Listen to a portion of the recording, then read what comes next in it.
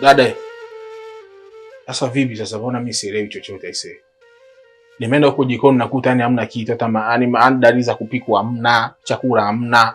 Sasa sielewi inakuaje, afu mimi na mke wangu wote tuna njaa huko ndani. Afu ndo kwanza umekaa hapo na jiremba. Maana yake nini? Huko ndani leo kupikwa. Hapa pikwi? Unamaanisha nini yani? Shemeji yako amesema kuanzia leo hatotoa la matumizi. Kwa hiyo kuanzia leo humu ndani hapato pikwa. Kwa hiyo kila mtu apambane na hali yake.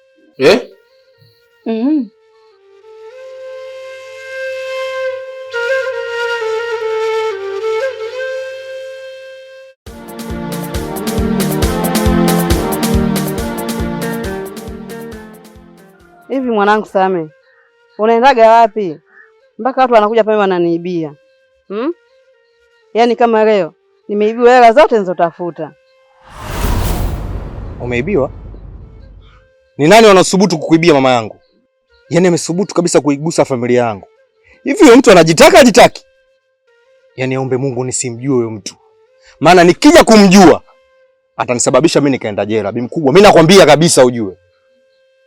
Kwa sababu katika kitu ambacho sikipendi ni familia yangu kukosa furaha. Na mtu yoyote atakayesubutu kufanya familia yangu ikose furaha, huyo mimi ni adui yangu. Vipi? Kasongo? Wewe kufanikiwa kabisa kumuona huyo mtu? Mama, muona mwanao dharau zake. Ananifanya, yaani mimi namuuliza fa ananifanya. Mama, mimi kitu gani hapo nilichokiongea kibaya mpaka mimi huyu ananifanya? Si umeona kama mtoto wako anajifanya ni mudu sasa hivi huyo? Wewe Kasongo, kwa nini kakako amekuuliza vile wewe unamsonya? Mama, umeona kanakaa kimya? Yaani anamaanisha anadharau. Alafu sio mimi tu, paka wewe mkubwa unajua anakudharau. Mimi ndio nakwambia bibi, acha nimkande japo kidogo huyo mtoto huyo. Alafu mama, wewe ndio unaonaga kabisa huyo mtoto wa maana, kumbe huyo ndio mshenzi kabisa wa tabia huyo mtoto huyo. Mimi kila siku bibi mkubwa nakwambia unamharibu mtoto wako. Niache japo nimtie hata makofi huyo mshenzi huyo. Wewe Kasongo, muombe kakako msamaha. Tena sasa hivi. Wewe Kasongo, unisikii? Muombe kakako msamaha huko. Same. Umeona? Yaani msamaha wenyewe naomba kijeuri kama hivyo. Si umeona mwanao? Ngoja tu niondoke, maana mimi nitakuja nimtie mikofi nimuumize kabisa huyo.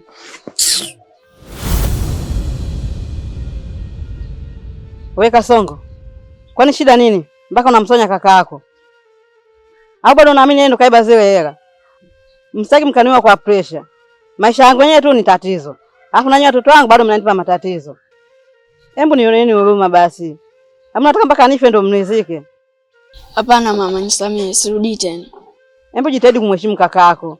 Na sitaki mgombane tena. Sawa? Sawa mama.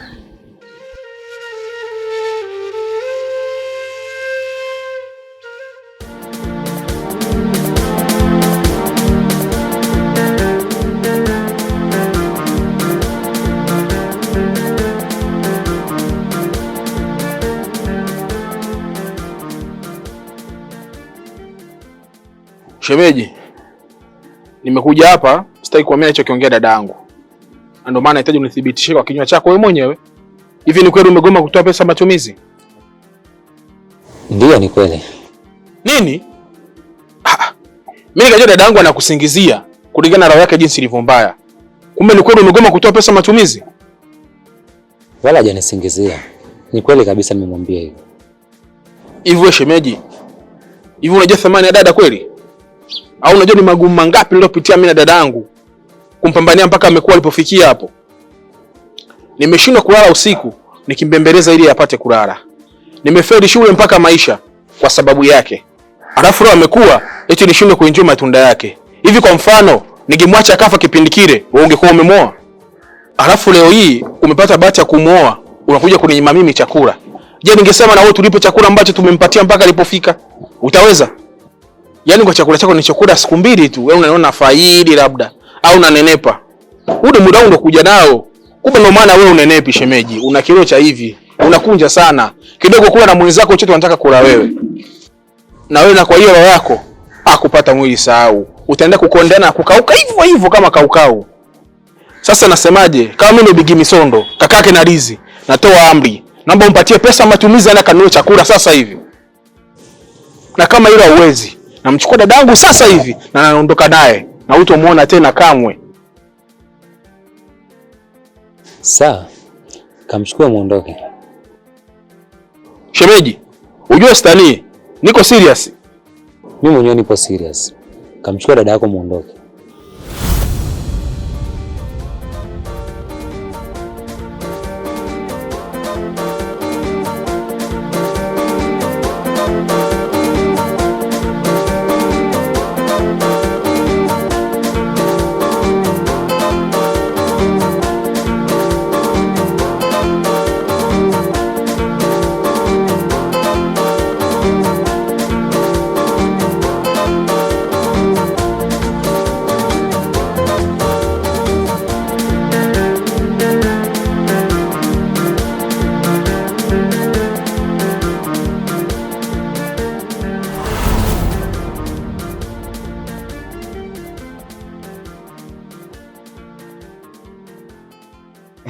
Oh, vipi baba? Mbona sielewi? Shemeji ulishambwaga nini? Naanzaje kumwacha mke wangu anavyompenda? Sasa mbona sielewi?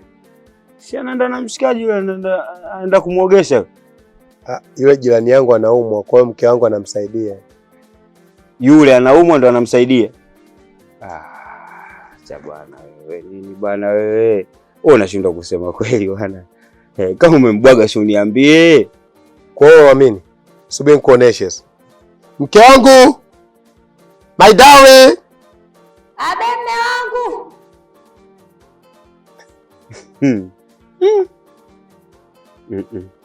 Sio bure mwanangu. Hapa kuna kitu. Kwa hiyo yani hivyo ndio umethibitishia kama ni wewe bado mkeo. Hivyo. Ameenda na mshikaji kuoga kule. Bwana wewe utakuwa kuna kitu umechezewa. Kwa hiyo mwanangu kukukaribisha hapa kwangu amekuwa kelele. Sio kelele, mimi sinakwambia kweli wewe washakuchezesha. Yaani wamechukua ile shina lile, afu limefanywa hivi. Umefunikwa na chungu. Uongee chochote. Mwanangu ondoka hapa, nitakuletea unguru. Ushanitibua akili yangu. Acha zako bwana wewe bwana. Kwa hiyo yani nakwambia kweli unakaa mimi mbaya, utajua mwenyewe. Ila nakwambiaje? Yule jamaa yule anaonekana sio mtu mzuri. Wewe umelogwa. Wewe umelogwa. Na inavyoonekana yule mwamba akitoka kwa yule anahamia kwako.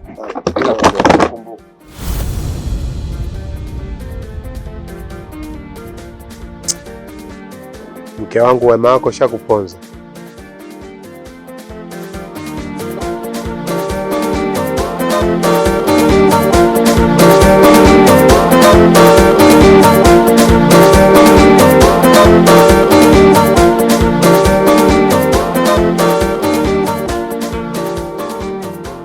Wewe Misondo, mimi nishachoka kukaa na njaa.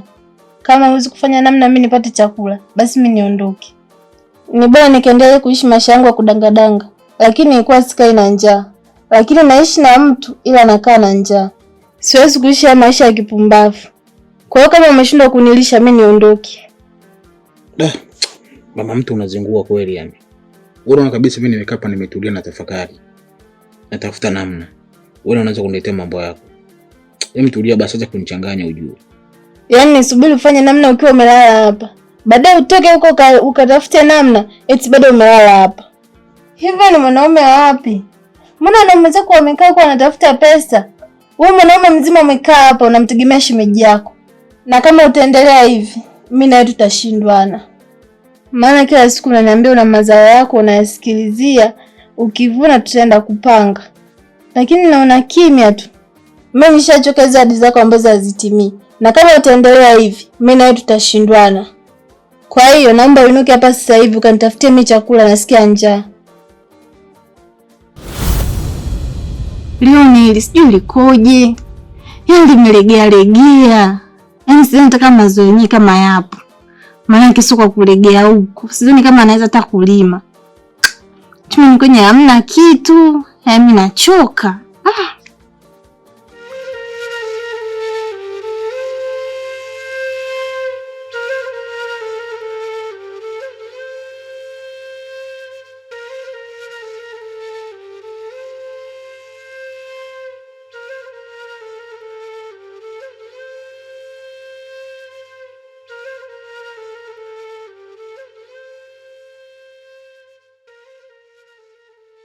Kasongo.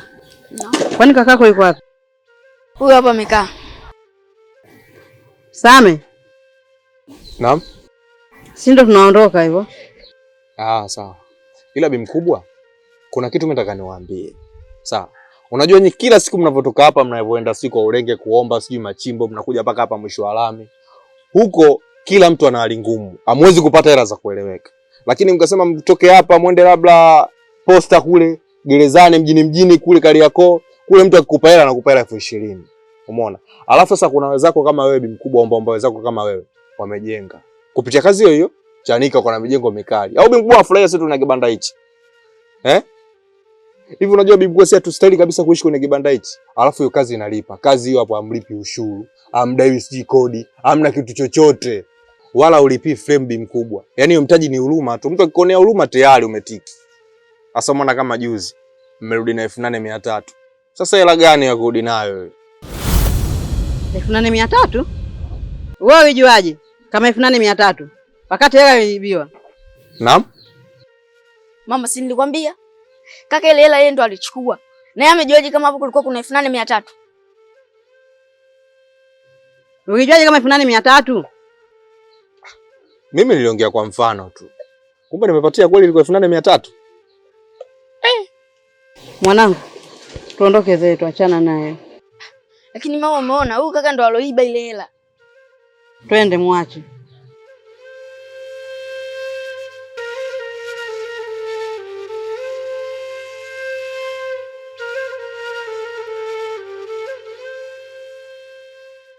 Ila zingatieni bwana, mwende huko posta huko Kariakoo huko mtapata hela za kueleweka.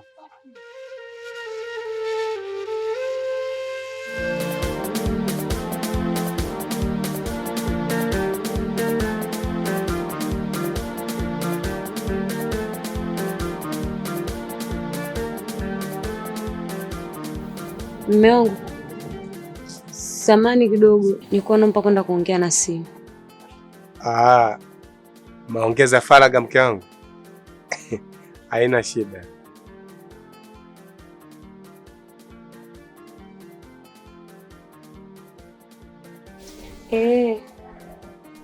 Ni kweli mpenzi wangu, sio na wasiwasi. Ndio nilikuwa tu na kazi kidogo, lakini sio muda, nitamaliza wangu wote nitakuja. Sawa. Haina shida, mimi nimekuja.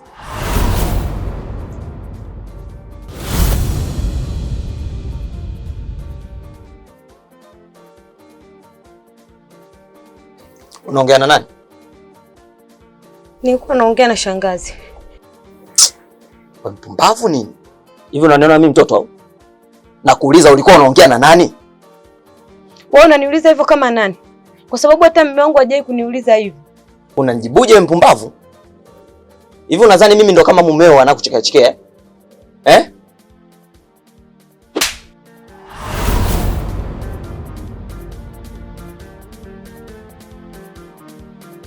Haya, futa hiyo namba.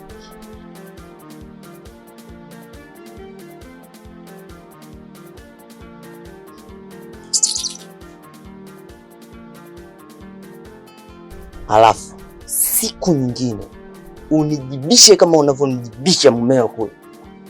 Wewe nakuonaga tu kila siku na ninakuvumilia unavyonichiti kwa kutembea na mumeo. Alafu unakuja kunidanganya mimi mkitoto. Sasa ole wako, siku nyingine nikukute unaongea na vimada wako. Mpumbavu wewe. Mbwa kabisa.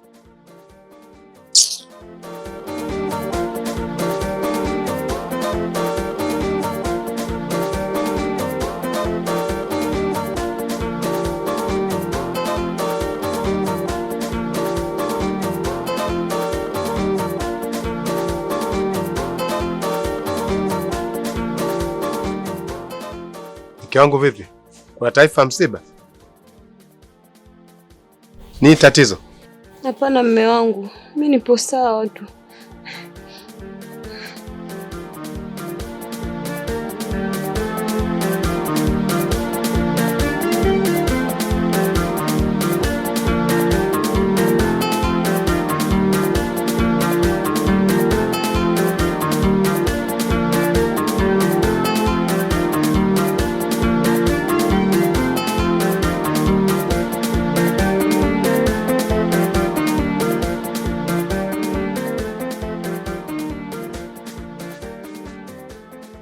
Samahani sana kwa usumbufu shemeji. Najua nimekukuta una kazi zako. Ila kwa naomba tuongee kidogo. Sawa, nakusikiliza. Unajua shemeji, sisi ni watoto wa kiume. Na watoto wa kiume takiwa kuna visirani na kununiana. Na tuweke pembeni ushemeji. Hapa tunaongea kama wanaume. Unajua shemeji, kiukweli kwa hii hali ya situation inaendelea huko ndani ya kuzuia matumizi au chakula kutokupikwa, kiukweli inaniathiri sana binafsi. Na ni bora ungenizuia mimi, lakini sio mimi na mke wangu. Kwa yule mwanamke kiukweli anateseka sana huko ndani. Leo ni siku ya pili hajapata chochote. Na kama unavyojua shemeji yako sina kazi. Sina, yani kifupi sina mbele wala nyuma, wala sina pa kuanzia. Kwa nilikuwa naomba nipatie shilingi 10,000 tu. Nimpe mtoto watu wa kare. Tofauti na hapo nitamkosa. Sasa shemeji, wewe kipindi unatoka hapa, unaenda kuokota mwanamke huko, unamleta hapa ndani. Wakati wewe mwenyewe ni mgeni tu, tumekukaribisha. Hulipi chochote, ununui chochote ndani shemeji. Lakini cha ajabu na wewe unatoka hapa, unaenda kuokota mtu huko, unamleta huko ndani. Ulikuwa unategemea nini? Na unajua huna kazi wala una kibarua chochote kinachokuingizia kipato. Ulitegemea utaishije? Ulitegemea mwanamke utampa nini shemeji? Alafu shemeji, wewe ni mtu mzima. Kuna vitu vingine shemeji wewe unafanya unajiendekeza. Na hiyo yote inatokea kwa sababu watu wanakuonea aibu na kuchekechekea shemeji. Kwa sababu mimi taarifa zako ninazo. Nasikia ndo maisha yako shemeji. Wewe kazi yako ni kwenda kuishi kwa ndugu, utakuja kuishi kwa ndugu huyu. Ukikaa wakikuchoka unahamia unahamia kwa ndugu huyu. Wakikuchoka unahamia unahamia kwa ndugu huyu. Yaani umekuwa ni mtu wa kudanki kama ngedele shemeji. Wakati umri utakuwa unakuwa kwa shemeji umepanga una familia au umejenga una familia. Lakini nasikia una nyumba, una sehemu umepanga, una chochote. Wewe kazi yako ni kuhama kwa ndugu tu. Unasikia umetoka Tabora, umetoka kwenda Njombe, umetoka kwa ndugu wa Njombe, umeenda kusalimia Tabora mjini, umekaa miaka 2 sijui kama hivyo, sijui umeenda wapi, umekuja kwa dada yako da. Sasa shemeji ya maisha gani ndugu yangu? Sasa nikwambie kitu shemeji. Mimi binafsi hii tabia umetoka umeleta huyu mwanamke siitaki. Na nakuomba mchukue mwanamke wako na mrudishe huko ulipomuokota. Na kama utakuwa una hamu unataka kumuona tena, utatoka utaenda kukutana naye huko mlipokutana. Na sio hapa kwenye nyumba yangu tena. Kwa hiyo sitaki tena kumuona mwanamke shemeji. Nadhani tumeelewana.